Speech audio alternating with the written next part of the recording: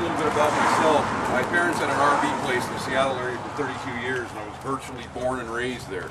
And after my dad retired, I ran a RV lot for 14 and a half years in Ron. So I got a lot of retail experience. And what I'm going to do is I'm going to show you how I sold them and retailed them when I was in the business. And it's really a pretty simple comparison. There's probably going to be a lot to absorb. I'm going to be with you guys the majority of the day, so don't be afraid to ask me questions. If you get somewhere and you don't understand something, let's go over it. But I'll try to make it as simple as I can.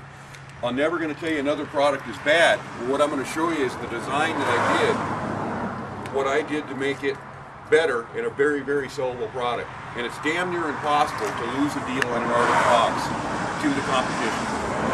Here's another thing. You talk about a price advantage. You take a Lance camper, I can sell you a 990, or I can sell you their 9'9" version. I can put every single option on my 990. That's thermal pane windows, solar panels, satellite dish, you name it. It's got it all.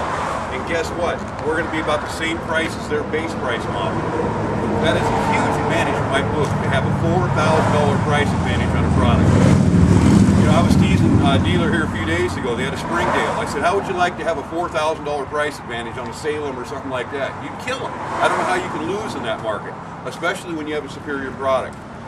First thing I want to point out is, if you look at the nose on this camper, walk up and you can push on this and it gives.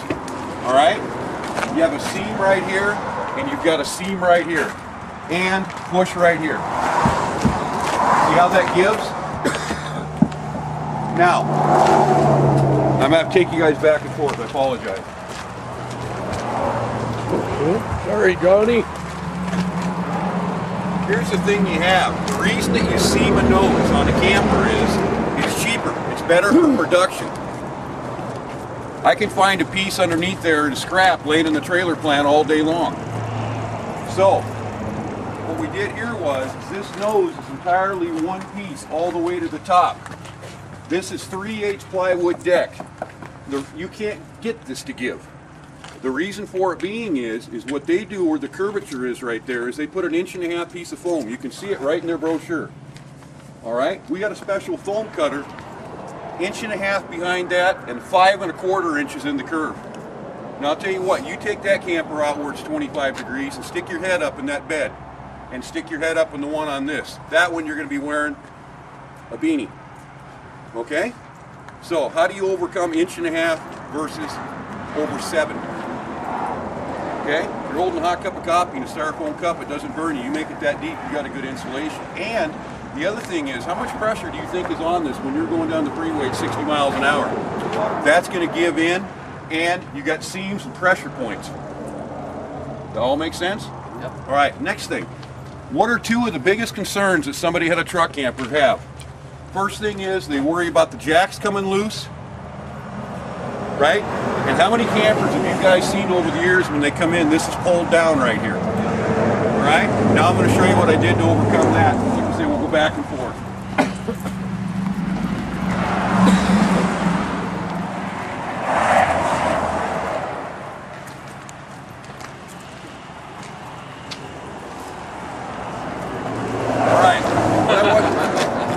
There's 3 different types of jacks on the market, okay? There's Atwood jack, there's Happy jack, and there's Ryco Titan, all right?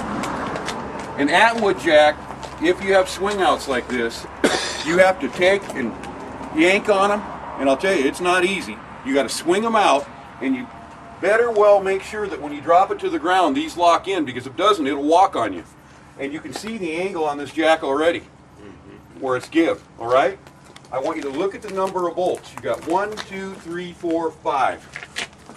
And this jack bracket, like everybody else, is attached to the corner. All right? Now, these jacks are rated at 2,000 pounds lift on a heavy duty one. On a Happy jack, on a front jack, it'll be called a 4550. The back one will be a 4150. The front jacks are 1,900 pound rated, the back ones are 1,400 pound rated, and they're hardwired only. Okay?